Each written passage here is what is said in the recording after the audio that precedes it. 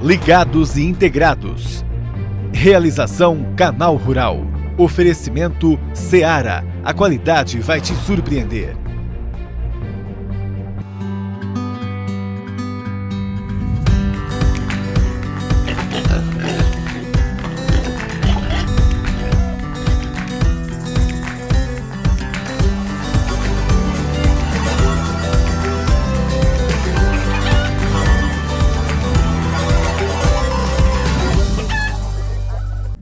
Ligados e integrados de volta para você, e na sexta-feira você sabe, né?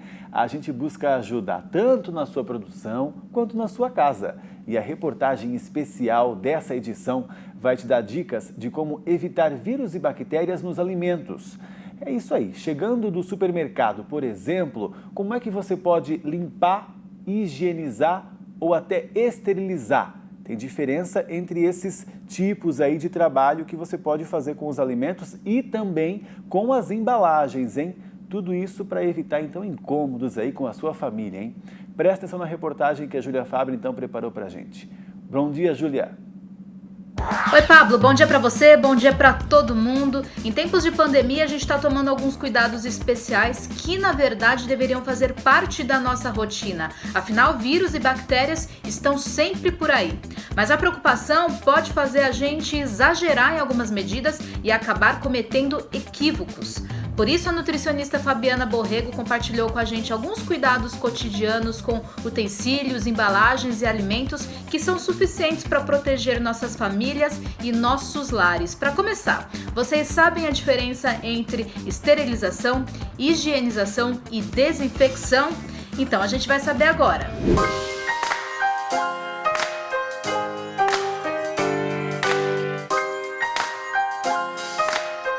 A gente vê muitas pessoas fazendo alguns procedimentos errados e aplicando os produtos também de maneira errada, né? Então, assim, vamos por partes. Limpeza.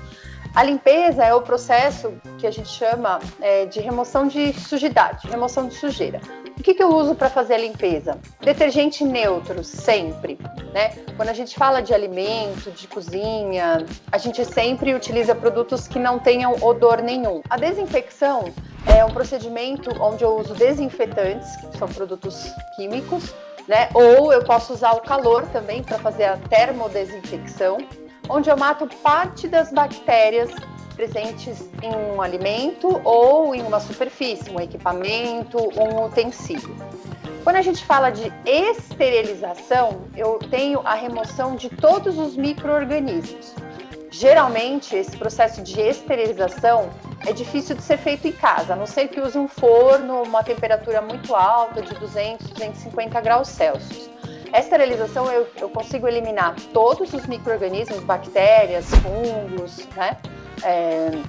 E tenho ali um ambiente ou um alimento isento de qualquer tipo de micro-organismos, né? Por exemplo, a gente tem em leites o HT, esse é um processo de esterilização, a gente tem a pasteurização. E aí você também falou da higienização. A higienização acontece quando eu tenho o processo de limpeza mais o processo de desinfecção. Aí eu tenho um ambiente higienizado. Essas são as diferenças entre cada um deles.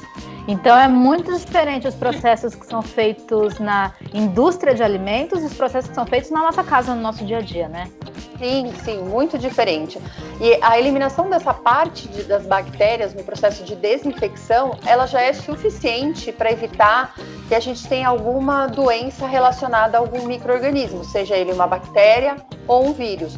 Por exemplo, os vírus, que são micro-organismos bem mais simples do que as bactérias, a gente consegue eliminar ele das nossas mãos, né? Eliminar parte dele das nossas mãos, por exemplo, só utilizando um sabonete neutro, tá? Diferente das bactérias, que são micro-organismos um pouquinho mais complexos, né? Com uma estrutura um pouco mais complexa, e aí a gente precisa usar os sabonetes bactericidas ou sabonete antissépticos. Para a desinfecção, devemos usar o álcool 70% líquido ou cloro, obedecendo o tempo de ação entre 10 a 15 minutos para fazer efeito. Por que tem que ser o 70, Júlia? A gente tem o 92, que ele é muito forte. E aí, quando a gente coloca ele na superfície, ele é tão forte que ele evapora. Então, não dá tempo desse produto ficar em contato com a superfície e fazer o processo de desinfecção. E a gente tem o 46 também, que aí é só um cheirinho. Então tem que ser o 70 mesmo. Se você tem o 92 em casa, você também pode fazer dele o 70. São 7 partes de álcool para 3 de água. E aí você tem um álcool 70. Então o álcool eu posso borrifar onde? Equipamentos, utensílios, bancadas, na pia. Aí chegou do supermercado, tira todas essas sacolinhas que a gente tem no supermercado, elas são muito cheias de micro-organismos patogênicos, então a gente já tem que descartar o mais rápido possível, não deixar em contato com os alimentos. E aí eu posso sim fazer o processo de desinfecção dessas embalagens, né? Borrifando ali o álcool, deixo ali secar naturalmente e aí eu guardo no meu armário ou na minha geladeira. O álcool 70% não deve ser utilizado em alimentos. Nesse caso, devemos utilizar água sanitária de uso geral que encontramos no mercado. A gente só precisa olhar no rótulo se ela realmente é água sanitária de uso geral e se ela pode ser utilizada em alimentos, tá? E aí eu faço uma diluição, 1 litro de água para 1 colher de sopa de cloro ou de água sanitária de uso geral. E aí eu posso colocar também num borrifador e borrifar em todas as superfícies e também posso utilizar nos alimentos. A única diferença que a gente tem quando a gente usa o álcool e o cloro é que o álcool eu não preciso enxaguar. Por quê? Porque ele vai evaporar. Quando eu utilizo o cloro, eu preciso fazer um enxágue em água corrente ou com um pano úmido para retirar o excesso de cloro que ficou no local. E com as proteínas, podemos fazer algum desses procedimentos? A nutricionista alerta que não, porque ao invés de evitar, você pode espalhar bactérias. Não necessariamente todas as bactérias vão fazer mal à nossa saúde e à saúde dos animais também, dos frangos, por exemplo, nas granjas, né? Não. A gente tem as bactérias do bem e a gente tem as bactérias do mal.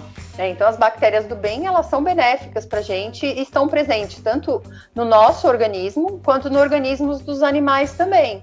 Então, nos frangos, nos porcos, nos bovinos, todos têm bactérias do bem e as bactérias do mal. Então, a gente só tem que tomar cuidado com essas bactérias que causam algum tipo de patologia na gente. Então, salmonella, Staphylococcus aureus, Bacillus cereus, enfim, tem um número aí de bactérias que podem trazer algum tipo de doença pra gente. De acordo com Fabiana, na maioria das vezes em que um alimento é contaminado, isso ocorre dentro de casa, já que nas indústrias há um grande controle de qualidade.